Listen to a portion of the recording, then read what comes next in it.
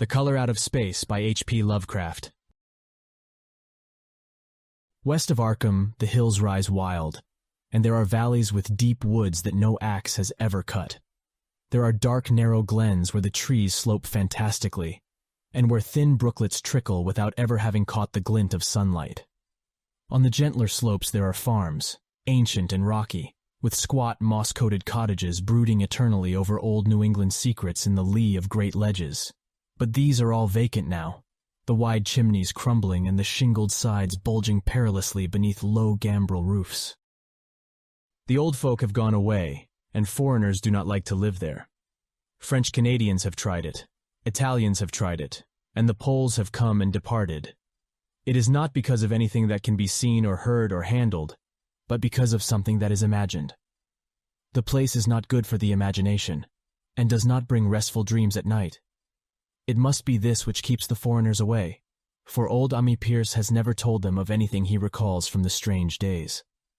Ami, whose head has been a little queer for years, is the only one who still remains, or who ever talks of the strange days.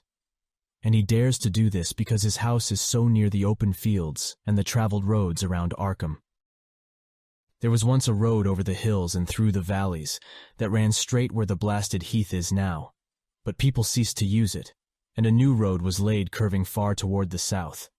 Traces of the old one can still be found amidst the weeds of a returning wilderness, and some of them will doubtless linger, even when half the hollows are flooded for the new reservoir. Then the dark woods will be cut down, and the blasted heath will slumber far below blue waters, whose surface will mirror the sky and ripple in the sun. And the secrets of the strange days will be one with the deep secrets, one with the hidden lore of old ocean and all the mystery of primal earth. When I went into the hills and vales to survey for the new reservoir, they told me the place was evil. They told me this in Arkham, and because that is a very old town full of witch legends, I thought the evil must be something which grandams had whispered to children through centuries. The name Blasted Heath seemed to me very odd and theatrical, and I wondered how it had come into the folklore of a Puritan people. Then I saw that dark westward tangle of glens and slopes for myself, and ceased to wonder at anything besides its own elder mystery. It was morning when I saw it, but shadow lurked always there. The trees grew too thickly, and their trunks were too big for any healthy New England wood. There was too much silence in the dim alleys between them, and the floor was too soft with the dank moss and mattings of infinite years of decay. In the open spaces, mostly along the line of the old road, there were little hillside farms, sometimes with all the buildings standing, sometimes with only one or two, and sometimes with only a lone chimney or fast-filling cellar. Weeds and briars reigned, and furtive wild things rustled in the undergrowth. Upon everything was a haze of restlessness and oppression, a touch of the unreal and the grotesque, as if some vital element of perspective or chiaroscuro were awry. I did not wonder that the foreigners would not stay, for this was no region to sleep in. It was too much like a landscape of Salvator Rosa, too much like some forbidden woodcut in a tale of terror. But even all this was not so bad as the blasted heath. I knew it the moment I came upon it at the bottom of a spacious valley, for no other name could fit such a thing, or any other thing fit such a name. It was as if the poet had coined the phrase from having seen this one particular region. It must, I thought as I viewed it, be the outcome of a fire. But why had nothing new ever grown over those 5 acres of gray desolation that sprawled open to the sky like a great spot eaten by acid in the woods and fields? It lay largely to the north of the ancient road line, but encroached a little on the other side. I felt an odd reluctance about approaching, and did so at last only because my business took me through and past it. There was no vegetation of any kind on that broad expanse, but only a fine gray dust or ash which no wind seemed ever to blow about. The trees near it were sickly and stunted, and many dead trunks stood or lay rotting at the rim. As I walked hurriedly by, I saw the tumbled bricks and stones of an old chimney and cellar on my right, and the yawning black maw of an abandoned well whose stagnant vapors played strange tricks with the hues of the sunlight. Even the long, dark woodland climb beyond seemed welcome in contrast, and I marveled no more at the frightened whispers of Arkham people. There had been no house or ruin near.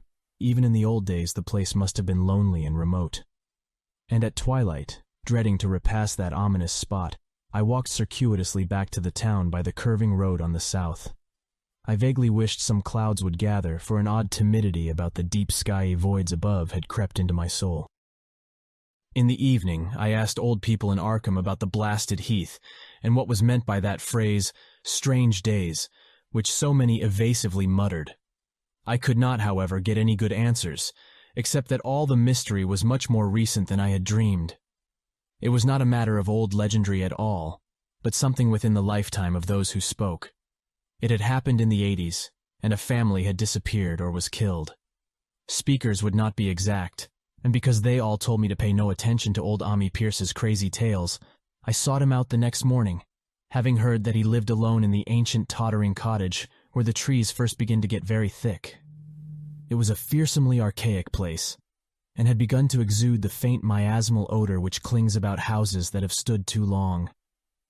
Only with persistent knocking could I rouse the aged man, and when he shuffled timidly to the door, I could tell he was not glad to see me. He was not so feeble as I had expected, but his eyes drooped in a curious way, and his unkempt clothing and white beard made him seem very worn and dismal. Not knowing just how he could best be launched on his tales, I feigned a matter of business, told him of my surveying, and asked vague questions about the district. He was far brighter and more educated than I had been led to think, and before I knew it had grasped quite as much of the subject as any man I had talked with in Arkham. He was not like other rustics I had known in the sections where reservoirs were to be. From him, there were no protests at the miles of old wood and farmland to be blotted out, though perhaps there would have been had not his home lain outside the bounds of the future lake. Relief was all that he showed. Relief at the doom of the dark ancient valleys through which he had roamed all his life. They were better underwater now, better underwater since the strange days. And with this opening his husky voice sank low, while his body leaned forward and his right forefinger began to point shakily and impressively. It was then that I heard the story, and as the rambling voice scraped and whispered on, I shivered again and again, despite the summer day. Often I had to recall the speaker from ramblings, piece out scientific points which he knew only by a fading parrot memory of professors' talk, or bridge over gaps where his sense of logic and continuity broke down. When he was done, I did not wonder that his mind had snapped a trifle, or that the folk of Arkham would not speak much of the blasted heath. I hurried back before sunset to my hotel, unwilling to have the stars come out above me in the open, and the next day returned to Boston to give up my position. I could not go into that dim chaos of old forest and slope again, or face another time that gray blasted heath where the black well yawned deep beside the tumbled bricks and stones. The reservoir will soon be built now, and all those elder secrets will be safe forever under watery fathoms. But even then I do not believe I would like to visit that country by night, at least not when the sinister stars are out, and nothing could bribe me to drink the new city water of Arkham. It all began, old Ami said, with the meteorite. Before that time there had been no wild legends at all since the witch trials, and even then these western woods were not feared half so much as the small island in the Miskatonic, where the devil held court beside a curious stone altar older than the Indians. These were not haunted woods, and their fantastic dusk was never terrible till the strange days. Then there had come that white noontide cloud, that string of explosions in the air, and that pillar of smoke from the valley far in the wood. And by night all Arkham had heard of the great rock that fell out of the sky and bedded itself in the ground beside the well at the Nahum Gardner place. That was the house which had stood where the blasted heath was to come. The trim white Nahum Gardner house amidst its fertile gardens and orchards. Nahum had come to town to tell people about the stone, and had dropped in at Ami Pierce's on the way. Ami was 40 then, and all the queer things were fixed very strongly in his mind. He and his wife had gone with the 3 professors from Miskatonic University who hastened out the next morning to see the weird visitor from unknown stellar space, and had wondered why Nahum had called it so large the day before. It had shrunk, Nahum said, as he pointed out the big brownish mound above the ripped earth and charred grass near the archaic well sweep in his front yard. But the wise men answered that stones do not shrink. Its heat lingered persistently, and Nahum declared it had glowed faintly in the night. The professors tried it with a geologist's hammer, and found it was oddly soft. It was in truth so soft as to be almost plastic, and they gouged rather than chipped a specimen to take back to the college for testing.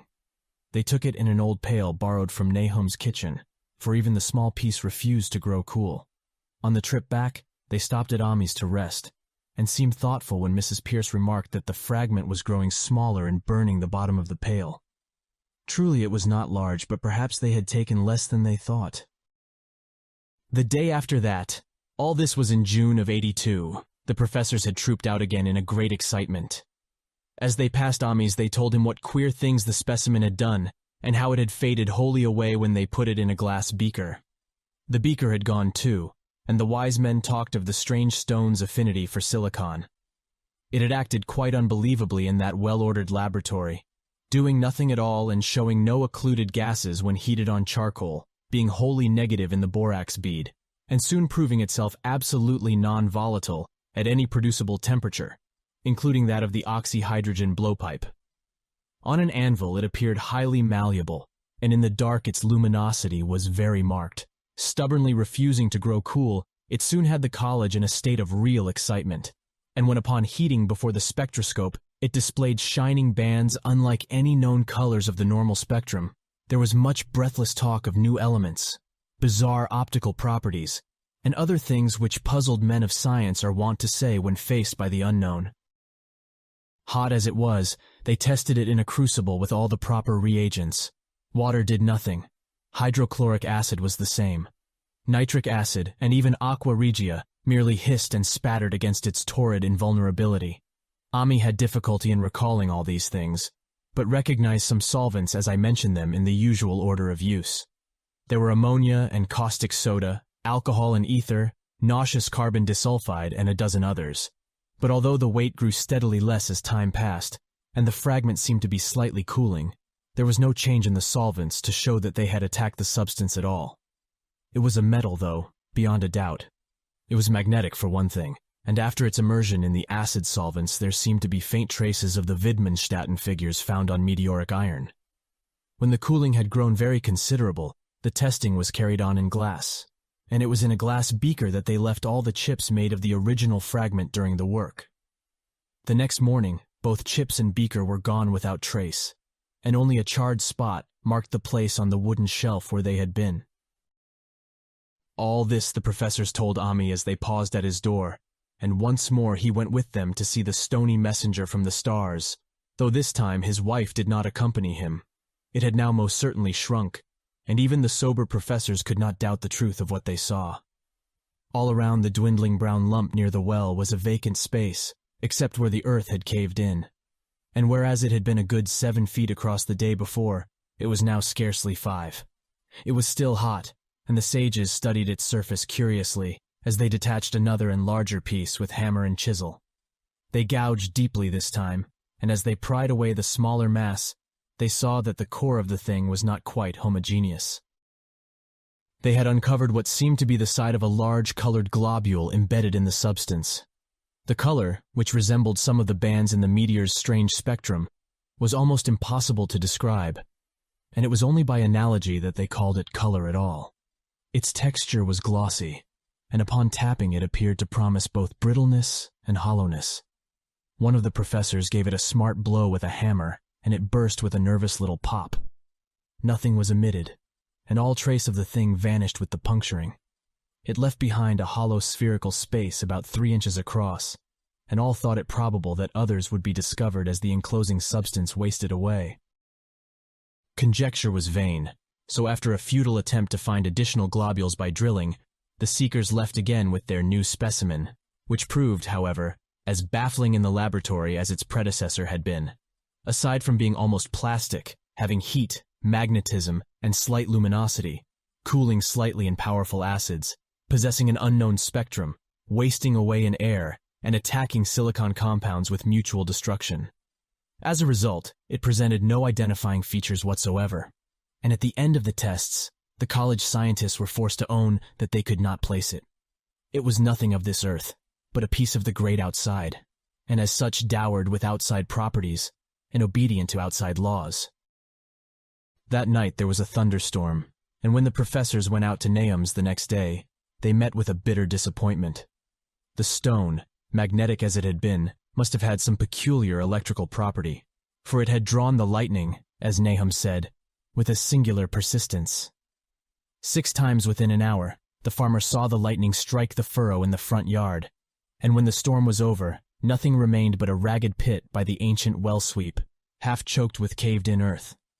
Digging had borne no fruit, and the scientists verified the fact of the utter vanishment. The failure was total, so that nothing was left to do but go back to the laboratory and test again the disappearing fragment left carefully cased in lead. That fragment lasted a week, at the end of which nothing of value had been learned of it. When it had gone, no residue was left behind, and in time the professors felt scarcely sure they had indeed seen with waking eyes that cryptic vestige of the fathomless gulfs outside, that lone, weird message from other universes and other realms of matter, force, and entity. As was natural, the Arkham papers made much of the incident with its collegiate sponsoring and sent reporters to talk with Nahum Gardner and his family. At least one Boston daily also sent a scribe, and Nahum quickly became a kind of local celebrity. He was a lean, genial person of about 50, living with his wife and 3 sons on the pleasant farmstead in the valley. He and Ami exchanged visits frequently, as did their wives, and Ami had nothing but praise for him after all these years. He seemed slightly proud of the notice his place had attracted, and talked often of the meteorite in the succeeding weeks. That July and August were hot, and Nahum worked hard at his haying in the 10-acre pasture across Chapman's Brook, his rattling wain wearing deep ruts in the shadowy lanes between. The labor tired him more than it had in other years, and he felt that age was beginning to tell on him. Then fell the time of fruit and harvest. The pears and apples slowly ripened, and Nahum vowed that his orchards were prospering as never before. The fruit was growing to phenomenal size and unwanted gloss, and in such abundance that extra barrels were ordered to handle the future crop. But with the ripening came sore disappointment, for of all that gorgeous array of specious lusciousness, not one single jot was fit to eat. Into the fine flavor of the pears and apples had crept a stealthy bitterness and sickishness, so that even the smallest of bites induced a lasting disgust. It was the same with the melons and tomatoes, and Nahum sadly saw that his entire crop was lost. Quick to connect events, he declared that the meteorite had poisoned the soil, and thanked heaven that most of the other crops were in the upland lot along the road. Winter came early and was very cold. Ami saw Nahum less often than usual, and observed that he had begun to look worried. The rest of his family, too, seemed to have grown taciturn, and were far from steady in their church-going or their attendance at the various social events of the countryside. For this reserve or melancholy, no cause could be found, though all the household confessed now and then to poorer health and a feeling of vague disquiet. Nahum himself gave the most definite statement of anyone when he said he was disturbed about certain footprints in the snow. They were the usual winter prints of red squirrels, white rabbits, and foxes, but the brooding farmer professed to see something not quite right about their nature and arrangement. He was never specific, but appeared to think that they were not as characteristic of the anatomy and habits of squirrels and rabbits and foxes as they ought to be. Ami listened without interest to this talk, until one night when he drove past Nahum's house in his sleigh on the way back from Clark's Corners. There had been a moon, and a rabbit had run across the road, and the leaps of that rabbit were longer than either Ami or his horse liked. The latter, indeed, had almost run away when brought up by a firm rein. Thereafter, Ami gave Nahum's tales more respect, and wondered why the Gardner dogs seemed so cowed and quivering every morning. They had, it developed, nearly lost the spirit to bark. In February, the McGregor boys from Meadow Hill were out shooting woodchucks, and not far from the Gardner place bagged a very peculiar specimen. The proportions of its body seemed slightly altered in a queer way impossible to describe, while its face had taken on an expression which no one ever saw in a woodchuck before. The boys were genuinely frightened, and threw the thing away at once, so that only their grotesque tales of it ever reached the people of the countryside. But the shying of the horses near Nahum's house had now become an acknowledged thing, and all the basis for a cycle of whispered legend was fast taking form. People vowed that the snow melted faster around Nahum's than it did anywhere else, and early in March there was an odd discussion in Potter's general store at Clark's Corners. Stephen Rice had driven past Gardner's in the morning, and had noticed the skunk cabbages coming up through the mud by the woods across the road. Never were things of such size seen before, and they held strange colors that could not be put into any words. Their shapes were monstrous, and the horse had snorted at an odor which struck Stephen as wholly unprecedented. That afternoon, several persons drove past to see the abnormal growth, and all agreed that plants of that kind ought never to sprout in a healthy world. The bad fruit of the fall before was freely mentioned, and it went from mouth to mouth that there was poison in Nahum's ground.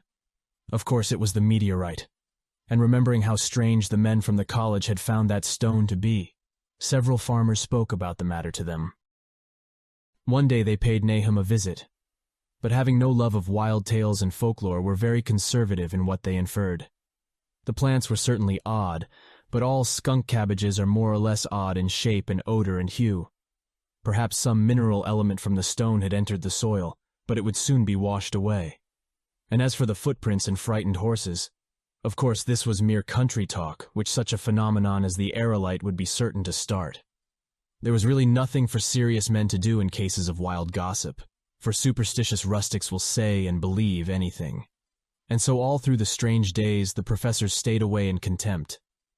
Only one of them, when given 2 files of dust for analysis in a police job over a year and a half later, recalled that the queer color of that skunk cabbage had been very like one of the anomalous bands of light shown by the meteor fragment in the college spectroscope, and like the brittle globule found embedded in the stone from the abyss. The samples in this analysis case gave the same odd bands at first, though later they lost the property.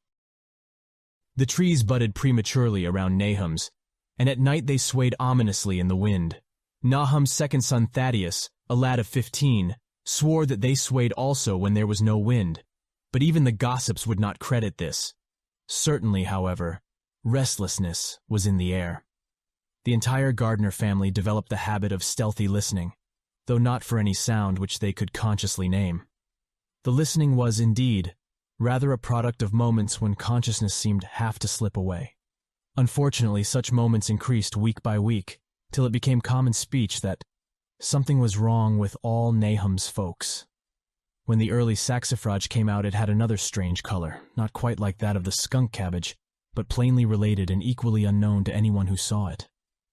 Nahum took some blossoms to Arkham and showed them to the editor of the Gazette, but that dignitary did no more than write a humorous article about them, in which the dark fears of rustics were held up to polite ridicule.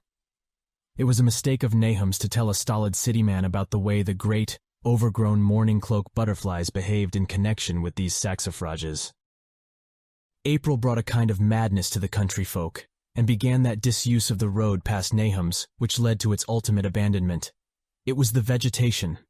All the orchard trees blossomed forth in strange colors, and through the stony soil of the yard and adjacent pasturage there sprang up a bizarre growth which only a botanist could connect with the proper flora of the region. No sane, wholesome colors were anywhere to be seen except in the green grass and leafage, but everywhere those hectic and prismatic variants of some diseased underlying primary tone, without a place among the known tints of earth. The Dutchman's breeches became a thing of sinister menace, and the bloodroots grew insolent in their chromatic perversion. Ami and the Gardners thought that most of the colors had a sort of haunting familiarity, and decided that they reminded one of the brittle globule in the meteor. Nahum plowed and sowed the 10-acre pasture and the upland lot, but did nothing with the land around the house. He knew it would be of no use, and hoped that the summer's strange growths would draw all the poison from the soil. He was prepared for almost anything now, and had grown used to the sense of something near him waiting to be heard. The shunning of his house by neighbors told on him, of course, but it told on his wife more. The boys were better off being at school each day, but they could not help being frightened by the gossip. Thaddeus, an especially sensitive youth, suffered the most. In May, the insects came, and Nahum's place became a nightmare of buzzing and crawling. Most of the creatures seemed not quite usual in their aspects and motions, and their nocturnal habits contradicted all former experience. The Gardners took to watching at night, watching in all directions at random for something. They could not tell what. It was then that they all owned that Thaddeus had been right about the trees. Mrs. Gardner was the next to see it from the window as she watched the swollen boughs of a maple against a moonlit sky. The boughs surely moved, and there was no wind. It must be the sap. Strangeness had come into everything growing now. Yet it was none of Nahum's family at all who made the next discovery. Familiarity had dulled them, and what they could not see was glimpsed by a timid windmill salesman from Bolton who drove by one night in ignorance of the country legends. What he told in Arkham was given a short paragraph in the Gazette, and it was there that all the farmers, Nahum included, saw it first. The night had been dark and the buggy lamps faint, but around a farm in the valley which everyone knew from the account must be Nahum's, the darkness had been less thick. A dim though distinct luminosity seemed to inhere in all the vegetation, grass, leaves, and blossoms alike, while at one moment a detached piece of the phosphorescence appeared to stir furtively in the yard near the barn. The grass had so far seemed untouched, and the cows were freely pastured in the lot near the house. But toward the end of May the milk began to be bad. Then Nahum had the cows driven to the uplands, after which the trouble ceased. Not long after this, the change in grass and leaves became apparent to the eye. All the verdure was going gray, and was developing a highly singular quality of brittleness. Ami was now the only person who ever visited the place, and his visits were becoming fewer and fewer. When school closed, the Gardners were virtually cut off from the world, and sometimes let Ami do their errands in town. They were failing curiously both physically and mentally, and no one was surprised when the news of Mrs. Gardner's madness stole around. It happened in June, about the anniversary of the meteor's fall, and the poor woman screamed about things in the air which she could not describe. In her raving there was not a single specific noun, but only verbs and pronouns. Things moved and changed and fluttered, and ears tingled to impulses which were not wholly sounds. Something was taken away. She was being drained of something. Something was fastening itself on her that ought not to be. Someone must make it keep off. Nothing was ever still in the night. The walls and windows shifted. Nahum did not send her to the county asylum, but let her wander about the house as long as she was harmless to herself and others. Even when her expression changed, he did nothing. But when the boys grew afraid of her, and Thaddeus nearly fainted at the way she made faces at him, he decided to keep her locked in the attic. By July she had ceased to speak and crawled on all fours, and before that month was over, Nahum got the mad notion that she was slightly luminous in the dark, as he now clearly saw was the case with the nearby vegetation. It was a little before this that the horses had stampeded. Something had aroused them in the night, and their neighing and kicking in their stalls had been terrible. There seemed virtually nothing to do to calm them, and when Nahum opened the stable door, they all bolted out like frightened woodland deer. It took a week to track all four, and when found they were seen to be quite useless and unmanageable. Something had snapped in their brains, and each one had to be shot for its own good. Nahum borrowed a horse from Ami for his haying, but found it would not approach the barn. It shied, balked, and whinnied, and in the end he could do nothing but drive it into the yard while the men used their own strength to get the heavy wagon near enough the hayloft for convenient pitching. And all the while the vegetation was turning gray and brittle. Even the flowers whose hues had been so strange were graying now, and the fruit was coming out gray and dwarfed and tasteless. The asters and goldenrod bloomed gray and distorted, and the roses and zinnias and hollyhocks in the front yard were such blasphemous-looking things that Nahum's oldest boy Zenas cut them down. The strangely puffed insects died about that time, even the bees that had left their hives and taken to the woods. By September, all the vegetation was fast crumbling to a grayish powder, and Nahum feared that the trees would die before the poison was out of the soil. His wife now had spells of terrific screaming, and he and the boys were in a constant state of nervous tension. They shunned people now, and when school opened the boys did not go. But it was Ami, on one of his rare visits, who first realized that the well water was no longer good.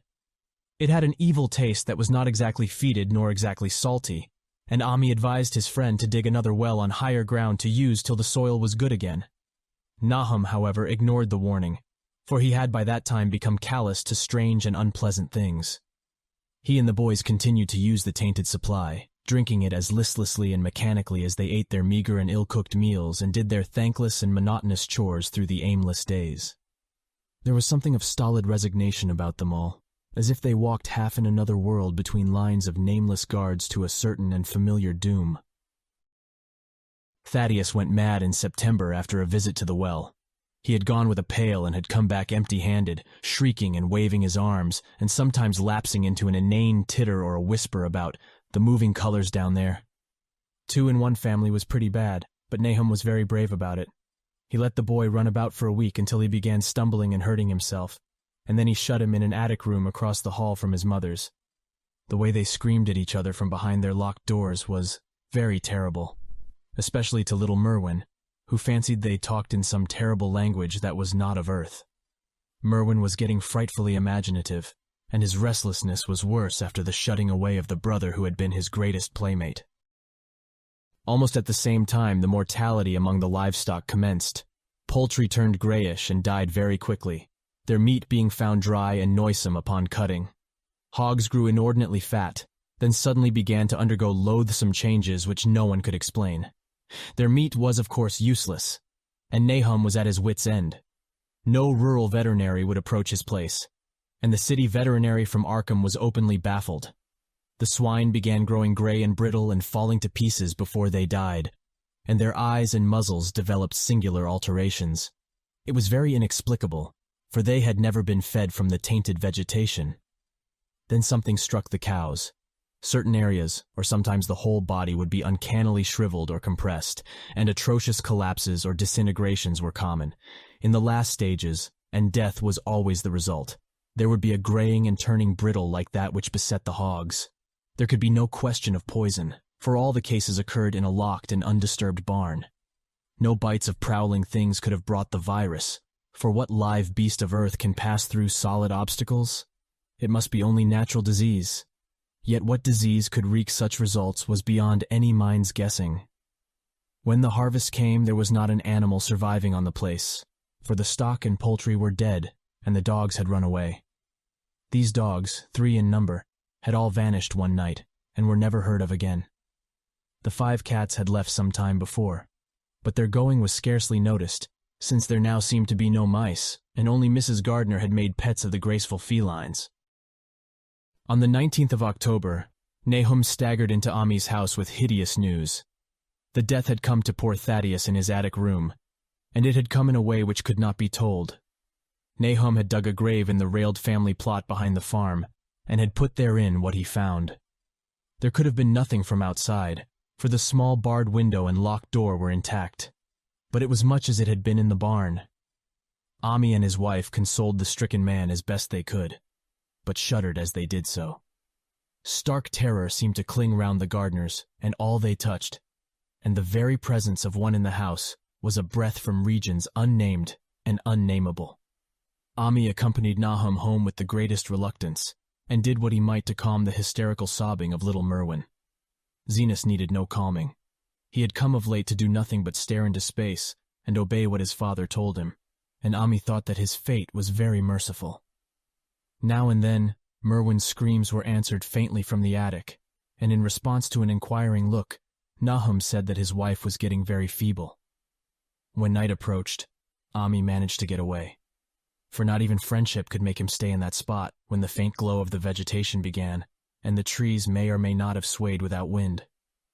It was really lucky for Ami that he was not more imaginative. Even as things were, his mind was bent ever so slightly, but had he been able to connect and reflect upon all the portents around him, he must inevitably have turned a total maniac. In the twilight, he hastened home, the screams of the mad woman and the nervous child ringing horribly in his ears. 3 days later, Nahum lurched into Ami's kitchen in the early morning, and in the absence of his host, stammered out a desperate tale once more, while Mrs. Pierce listened in a clutching fright. It was little Merwin this time. He was gone. He had gone out late at night with a lantern and pail for water and had never come back. He'd been going to pieces for days and hardly knew what he was about. Screamed at everything. There had been a frantic shriek from the yard then, but before the father could get to the door, the boy was gone. There was no glow from the lantern he had taken, and of the child himself, no trace. At the time, Nahum thought the lantern and pail were gone too, but when dawn came, and the man had plodded back from his all-night search of the woods and fields, he had found some very curious things near the well. There was a crushed and apparently somewhat melted mass of iron, which had certainly been the lantern, while a bent bale and twisted iron hoops beside it, both half-fused, seemed to hint at the remnants of the pail. That was all. Nahum was past imagining. Mrs. Pierce was blank, and Ami, when he had reached home and heard the tale, could give no guess. Merwin was gone, and there would be no use in telling the people around, who shunned all Gardners now.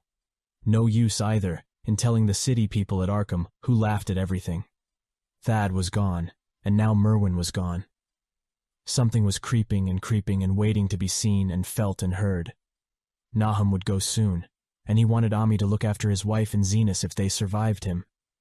It must all be a judgment of some sort, though he could not fancy what for, since he had always walked uprightly in the Lord's ways so far as he knew. For over 2 weeks Ami saw nothing of Nahum, and then, worried about what might have happened, he overcame his fears and paid the Gardner place a visit. There was no smoke from the great chimney, and for a moment the visitor was apprehensive of the worst. The aspect of the whole farm was shocking. Grayish withered grass and leaves on the ground, vines falling in brittle wreckage from archaic walls and gables, and great bare trees clawing up at the gray November sky with a studied malevolence which Ami could not but feel had come from some subtle change in the tilt of the branches. But Nahum was alive, after all. He was weak and lying on a couch in the low-ceiled kitchen, but perfectly conscious and able to give simple orders to Zenas. The room was deadly cold, and as Ami visibly shivered, the host shouted huskily to Zenas for more wood. Wood, indeed, was sorely needed, since the cavernous fireplace was unlit and empty, with a cloud of soot blowing about in the chill wind that came down the chimney. Presently Nahum asked him if the extra wood had made him any more comfortable, and then Ami saw what had happened. The stoutest cord had broken at last, and the hapless farmer's mind was proof against more sorrow. Questioning tactfully, Ami could get no clear data at all about the missing Zenas. "In the well, he lives in the well," was all that the clouded father would say. Then there flashed across the visitor's mind a sudden thought of the mad wife, and he changed his line of inquiry. "Nabby! Why, here she is!" was the surprised response of poor Nahum, and Ami soon saw that he must search for himself. Leaving the harmless babbler on the couch, he took the keys from their nail beside the door, and climbed the creaking stairs to the attic. It was very close and noisome up there, and no sound could be heard from any direction. Of the 4 doors in sight, only one was locked, and on this he tried various keys on the ring he had taken. The 3rd key proved the right one, and after some fumbling, Ami threw open the low white door. It was quite dark inside, for the window was small and half obscured by the crude wooden bars, and Ami could see nothing at all on the wide planked floor. The stench was beyond enduring, and before proceeding further he had to retreat to another room and return with his lungs filled with breathable air. When he did enter, he saw something dark in the corner, and upon seeing it more clearly he screamed outright. While he screamed, he thought a momentary cloud eclipsed the window, and a second later he felt himself brushed as if by some hateful current of vapor. Strange colors danced before his eyes, and had not a present horror numbed him, he would have thought of the globule in the meteor that the geologist's hammer had shattered, and of the morbid vegetation that had sprouted in the spring. As it was, he thought only of the blasphemous monstrosity which confronted him, and which all too clearly had shared the nameless fate of young Thaddeus and the livestock. But the terrible thing about this horror was that it very slowly and perceptibly moved as it continued to crumble.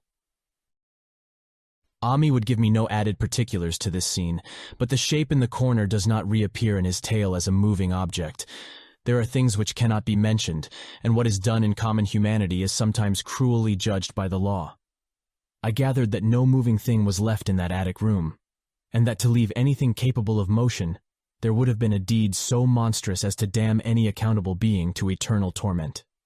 Anyone but a stolid farmer would have fainted or gone mad. But Ami walked conscious through that low doorway and locked the accursed secret behind him. There would be Nahum to deal with now. He must be fed and tended, and removed to some place where he could be cared for. Commencing his descent of the dark stairs, Ami heard a thud below him. He even thought a scream had been suddenly choked off, and recalled nervously the clammy vapor which had brushed by him in that frightful room above. What presence had his cry and entry started up? Halted by some vague fear, he heard still further sounds below. Indubitably there was a sort of heavy dragging and a most detestably sticky noise as of some fiendish and unclean species of suction. With an associative sense goaded to feverish heights, he thought unaccountably of what he had seen upstairs. Good God, what eldritch dream world was this into which he had blundered? He dared move neither backward nor forward, but stood there trembling at the black curve of the boxed-in staircase. Every trifle of the scene burned itself into his brain. The sounds, the sense of dread expectancy, the darkness, the steepness of the narrow steps, and merciful heaven. The faint but unmistakable luminosity of all the woodwork in sight. Steps, sides, exposed laths, and beams alike. Then there burst forth a frantic whinny from Ami's horse outside, followed at once by a clatter which told of a frenzied runaway. In another moment, horse and buggy had gone beyond earshot, leaving the frightened man on the dark stairs to guess what had sent them. But that was not all. There had been another sound out there. A sort of liquid splash water. It must have been the well. He had left Hero untied near it, and a buggy wheel must have brushed the coping and knocked in a stone. And still, the pale phosphorescence glowed in that detestably ancient woodwork. God, how old the house was. Most of it built before 1670, and the gambrel roof not later than 1730. A feeble scratching on the floor downstairs now sounded distinctly, and Ami's grip tightened on a heavy stick he had picked up in the attic for some purpose. Slowly nerving himself, he finished his descent and walked boldly toward the kitchen.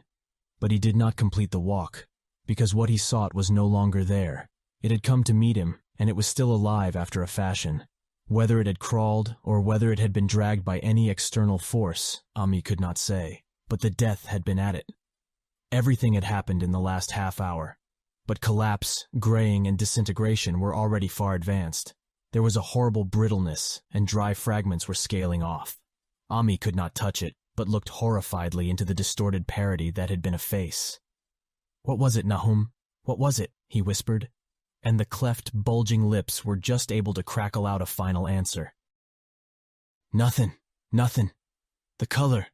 It burns, cold and wet. But it burns. It lived in the well. I seen it. A kind of smoke, just like the flowers last spring. The well shone at night. Thad and Murney and Zenas. Everything alive. Sucking the life out of everything. In that stone.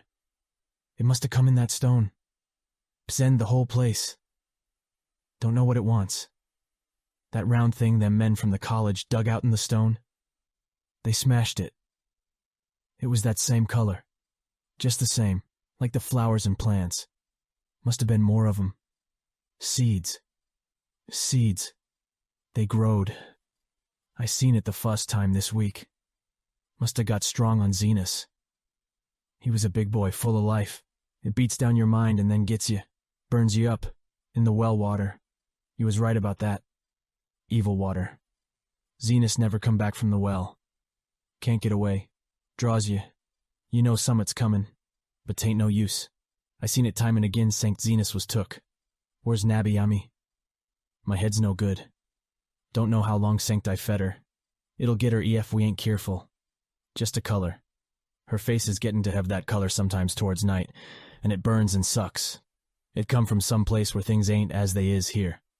One of them professors said so. He was right. Look out, Ami. It'll do suthin' more. Sucks the life out. But that was all.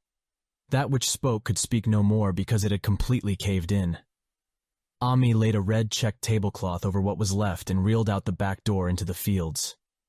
He climbed the slope to the 10-acre pasture and stumbled home by the north road in the woods.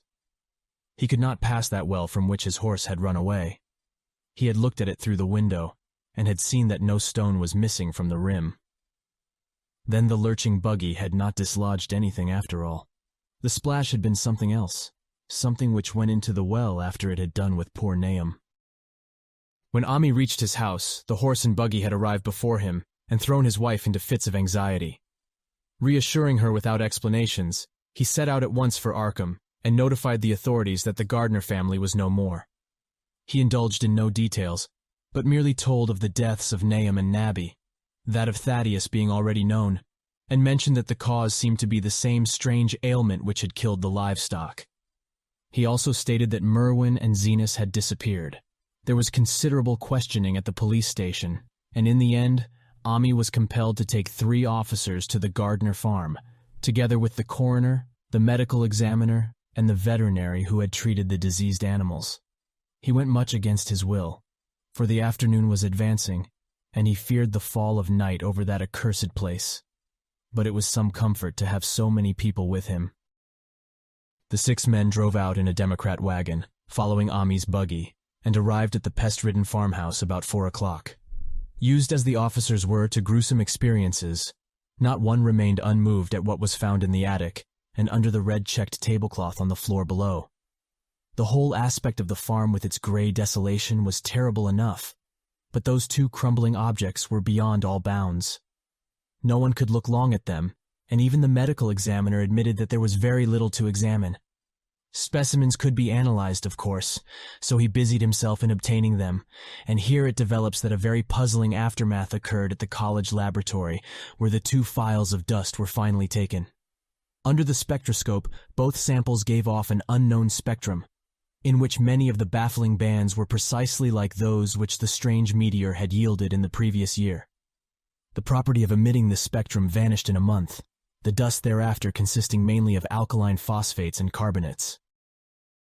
Ami would not have told the men about the well if he had thought they meant to do anything then and there.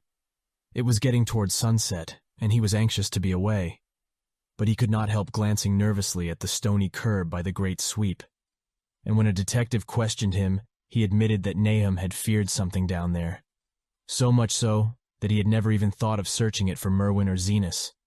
After that, nothing would do but that they empty and explore the well immediately, so Ami had to wait trembling while pail after pail of rank water was hauled up and splashed on the soaking ground outside. The men sniffed in disgust at the fluid, and toward the last held their noses against the feeder they were uncovering. It was not so long a job as they had feared it would be, since the water was phenomenally low. There is no need to speak too exactly of what they found. Merwin and Zenas were both there, in part, though the vestiges were mainly skeletal. There were also a small deer and a large dog in about the same state, and a number of bones of smaller animals. The ooze and slime at the bottom seemed inexplicably porous and bubbling, and a man who descended on handholds with a long pole found that he could sink the wooden shaft to any depth in the mud of the floor without meeting any solid obstruction. Twilight had now fallen, and lanterns were brought from the house. Then, when it was seen that nothing further could be gained from the well, everyone went indoors and conferred in the ancient sitting room, while the intermittent light of a spectral half-moon played wanly on the gray desolation outside. The men were frankly nonplussed by the entire case, and could find no convincing common element to link the strange vegetable conditions, the unknown disease of livestock and humans, and the unaccountable deaths of Merwin and Zenas in the tainted well. They had heard the common country talk, it is true, but could not believe that anything contrary to natural law had occurred. No doubt the meteor had poisoned the soil, but the illness of persons and animals who had eaten nothing grown in that soil was another matter. Was it the well water? Very possibly. It might be a good idea to analyze it. But what peculiar madness could have made both boys jump into the well? Their deeds were so similar, and the fragments showed that they had both suffered from the gray, brittle death. Why was everything so gray and brittle? It was the coroner, seated near a window overlooking the yard, who first noticed the glow about the well. Night had fully set in, and all the abhorrent grounds seemed faintly luminous with more than the fitful moonbeams. But this new glow was something definite and distinct, and appeared to shoot up from the black pit like a softened ray from a searchlight, giving dull reflections in the little ground pools where the water had been emptied. It had a very queer color, and as all the men clustered round the window, Ami gave a violent start. For this strange beam of ghastly miasma was to him of no unfamiliar hue. He had seen that color before, and feared to think what it might mean.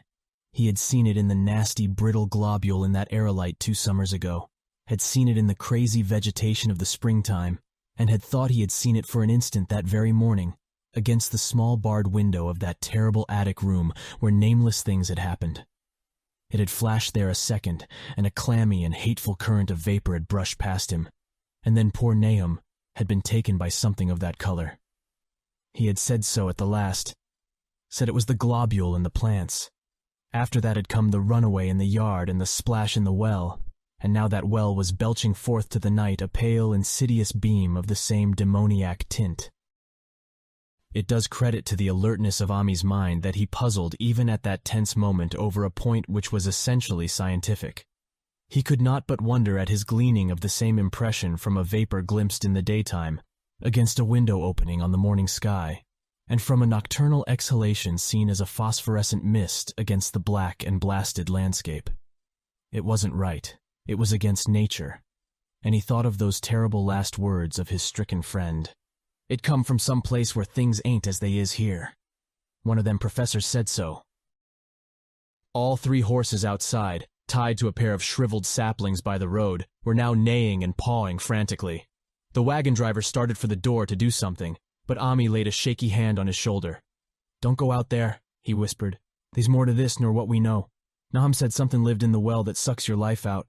He said it must be summit growed from a round ball like one we all seen in the meteor stone that fell a year ago June.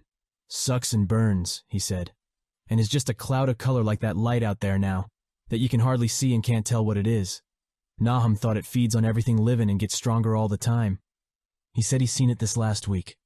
It must be something from away off in the sky like the men from the college last year says the meteor stone was. The way it's made and the way it works ain't like no way of God's world. It's summit from beyond." So the men paused indecisively as the light from the well grew stronger, and the hitched horses pawed and whinnied in increasing frenzy. It was truly an awful moment.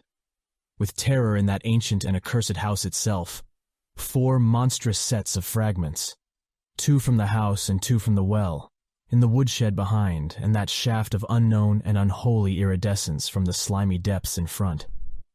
Ami had restrained the driver on impulse, forgetting how uninjured he himself was after the clammy brushing of that colored vapor in the attic room. But perhaps it is just as well that he acted as he did.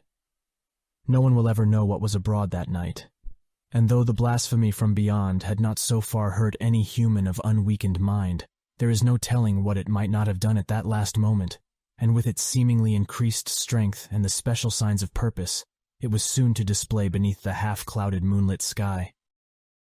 All at once one of the detectives at the window gave a short, sharp gasp. The others looked at him, and then quickly followed his own gaze upward to the point at which its idle straying had been suddenly arrested. There was no need for words. What had been disputed in country gossip was disputable no longer, and it is because of the thing which every man of that party agreed in whispering later on, that the strange days are never talked about in Arkham. It is necessary to premise that there was no wind at that hour of the evening. One did arise not long afterward, but there was absolutely none then. Even the dry tips of the lingering hedge mustard, gray and blighted, and the fringe on the roof of the standing Democrat wagon were unstirred. And yet amid that tense, godless calm, the high bare boughs of all the trees in the yard were moving. They were twitching morbidly and spasmodically, clawing in convulsive and epileptic madness at the moonlit clouds, scratching impotently in the noxious air as if jerked by some alien and bodiless line of linkage with subterrene horrors writhing and struggling below the black roots. Not a man breathed for several seconds. Then a cloud of darker depth passed over the moon, and the silhouette of clutching branches faded out momentarily. At this there was a general cry, muffled with awe but husky and almost identical from every throat, for the terror had not faded with the silhouette, and in a fearsome instant of deeper darkness the watchers saw wriggling at that treetop height 1,000 tiny points of faint and unhallowed radiance, tipping each bough like the fire of St. Elmo or the flames that came down on the apostles' heads at Pentecost. It was a monstrous constellation of unnatural light, like a glutted swarm of corpse-fed fireflies dancing hellish sarabands over an accursed marsh, and its color was that same nameless intrusion which Ami had come to recognize and dread. All the while the shaft of phosphorescence from the well was getting brighter and brighter, bringing to the minds of the huddled men a sense of doom and abnormality which far outraced any image their conscious minds could form. It was no longer shining out, it was pouring out, and as the shapeless stream of unplaceable color left the well, it seemed to flow directly into the sky. The veterinary shivered and walked to the front door to drop the heavy extra bar across it. Ami shook no less, and had to tug and point for lack of a controllable voice when he wished to draw notice to the growing luminosity of the trees. The neighing and stamping of the horses had become utterly frightful, but not a soul of that group in the old house would have ventured forth for any earthly reward. With the moments the shining of the trees increased, while their restless branches seemed to strain more and more toward verticality. The wood of the well sweep was shining now, and presently a policeman dumbly pointed to some wooden sheds and beehives near the stone wall on the west. They were commencing to shine too, though the tethered vehicles of the visitors seemed so far unaffected. Then there was a wild commotion and clopping in the road, and as Ami quenched the lamp for better seeing, they realized that the span of frantic grays had broke their sapling and run off with the Democrat wagon. The shock served to loosen several tongues, and embarrassed whispers were exchanged. "It spreads on everything organic that's been around here," muttered the medical examiner. No one replied, but the man who had been in the well gave a hint that his long pole must have stirred up something intangible. "It was awful," he added. "There was no bottom at all, just ooze and bubbles, and the feeling of something lurking under there." Ami's horse still pawed and screamed deafeningly in the road outside, and nearly drowned its owner's faint quaver as he mumbled his formless reflections. "It come from that stone. It growed down there. It got everything livin'. It fed itself on 'em, mind and body. Thad and Murney, Zenas and Nabby. Nahum was the last. They all drunk the water. It got strong on 'em. It come from beyond, where things ain't like they be here. Now it's going home." At this point, as the column of unknown color flared suddenly stronger and began to weave itself into fantastic suggestions of shape which each spectator later described differently, there came from poor tethered hero such a sound as no man before or since ever heard from a horse. Every person in that low-pitched sitting room stopped his ears, and Ami turned away from the window in horror and nausea. Words could not convey it. When Ami looked out again, the hapless beast lay huddled inert on the moonlit ground between the splintered shafts of the buggy.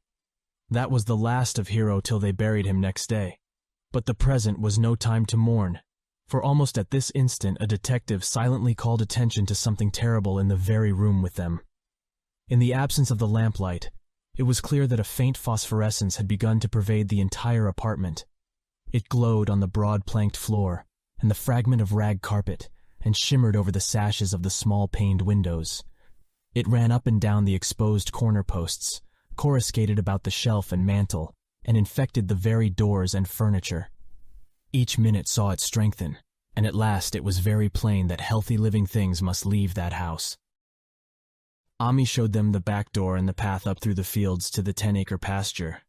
They walked and stumbled as in a dream, and did not dare look back till they were far away on the high ground. They were glad of the path, for they could not have gone the front way by that well. It was bad enough passing the glowing barn and sheds, and those shining orchard trees with their gnarled, fiendish contours, but thank heaven the branches did their worst twisting high up. The moon went under some very black clouds as they crossed the rustic bridge over Chapman's Brook, and it was blind groping from there to the open meadows. When they looked back toward the valley and the distant Gardner place at the bottom, they saw a fearsome sight. All the farm was shining with the hideous unknown blend of color. Trees, buildings, and even such grass and herbage as had not been wholly changed to lethal gray brittleness. The boughs were all straining skyward, tipped with tongues of foul flame, and lambent tricklings of the same monstrous fire were creeping about the ridgepoles of the house, barn, and sheds.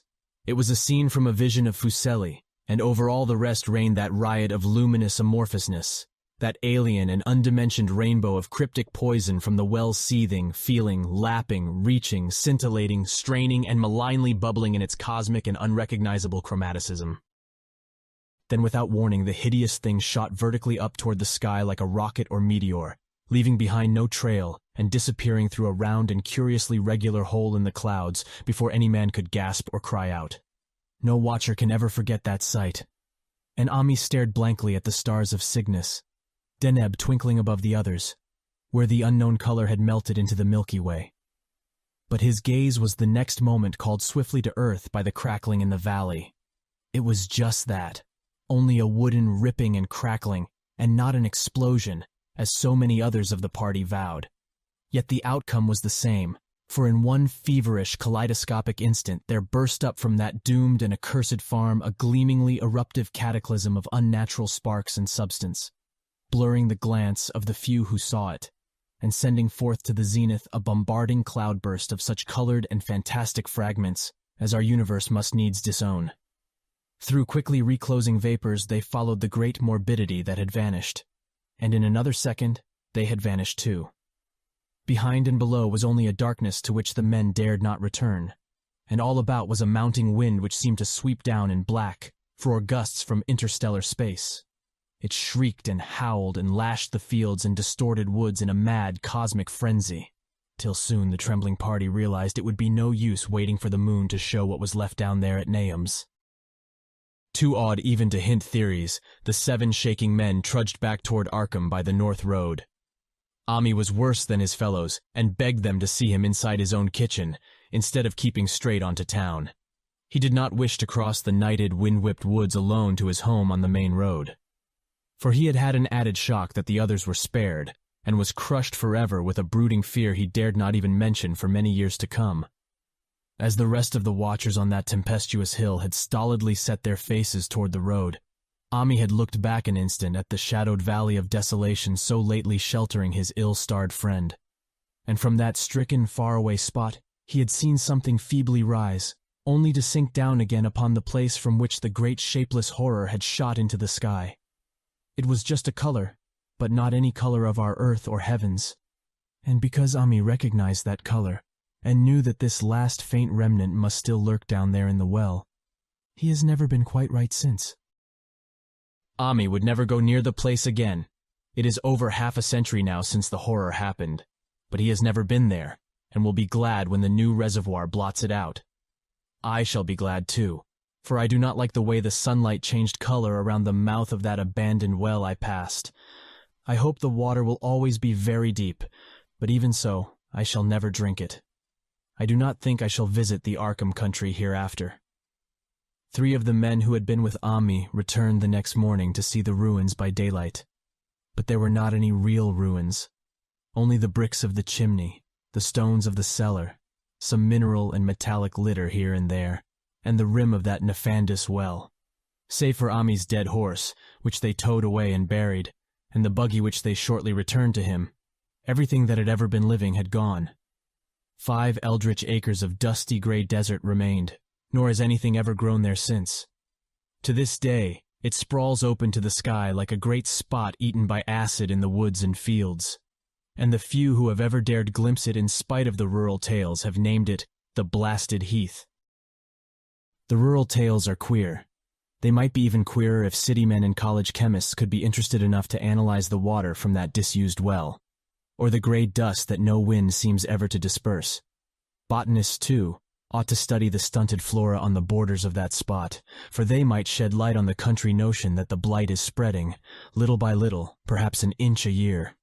People say the color of the neighboring herbage is not quite right in the spring, and that wild things leave queer prints in the light winter snow. Snow never seems quite so heavy on the Blasted Heath as it is elsewhere. Horses, the few that are left in this motor age, grow skittish in the silent valley, and hunters cannot depend on their dogs too near the splotch of grayish dust. They say the mental influences are very bad too. Numbers went queer in the years after Nahum's taking, and always they lacked the power to get away. Then the stronger-minded folk all left the region, and only the foreigners tried to live in the crumbling old homesteads. They could not stay, though, and one sometimes wonders what insight beyond ours their wild, weird stores of whispered magic have given them. Their dreams at night, they protest, are very horrible in that grotesque country, and surely the very look of the dark realm is enough to stir a morbid fancy. No traveler has ever escaped a sense of strangeness in those deep ravines, and artists shiver as they paint thick woods, whose mystery is as much of the spirit as of the eye. I myself am curious about the sensation I derived from my one lone walk before Ami told me his tale. When twilight came, I had vaguely wished some clouds would gather, for an odd timidity about the deep skyey voids above had crept into my soul. Do not ask me for my opinion. I do not know, that is all. There was no one but Ami to question, for Arkham people will not talk about the strange days, and all 3 professors who saw the aerolite and its colored globule are dead. There were other globules, depend upon that. One must have fed itself and escaped, and probably there was another which was too late. No doubt it is still down the well. I know there was something wrong with the sunlight I saw above that miasmal brink. The rustics say the blight creeps an inch a year, so perhaps there is a kind of growth or nourishment even now. But whatever demon hatchling is there, it must be tethered to something or else it would quickly spread. Is it fastened to the roots of those trees that claw the air? One of the current Arkham tales is about fat oaks that shine and move as they ought not to do at night. What it is, only God knows. In terms of matter, I suppose the thing Ami described would be called a gas, but this gas obeyed laws that are not of our cosmos. This was no fruit of such worlds and suns as shine on the telescopes and photographic plates of our observatories. This was no breath from the skies whose motions and dimensions our astronomers measure or deem too vast to measure. It was just a color out of space, a frightful messenger from unformed realms of infinity beyond all nature as we know it, from realms whose mere existence stuns the brain and numbs us with the black extracosmic gulfs it throws open before our frenzied eyes. I doubt very much if Ami consciously lied to me, and I do not think his tale was all a freak of madness as the townfolk had forewarned. Something terrible came to the hills and valleys on that meteor, and something terrible, though I know not in what proportion, still remains. I shall be glad to see the water come. Meanwhile, I hope nothing will happen to Ami. He saw so much of the thing, and its influence was so insidious. Why has he never been able to move away?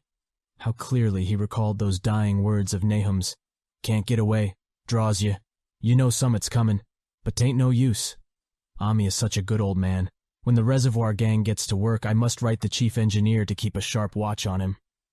I would hate to think of him as the gray, twisted, brittle monstrosity which persists more and more in troubling my sleep. Thank you for listening. If you like our recordings, consider liking this video and subscribing to our channel so you don't miss any more audiobooks.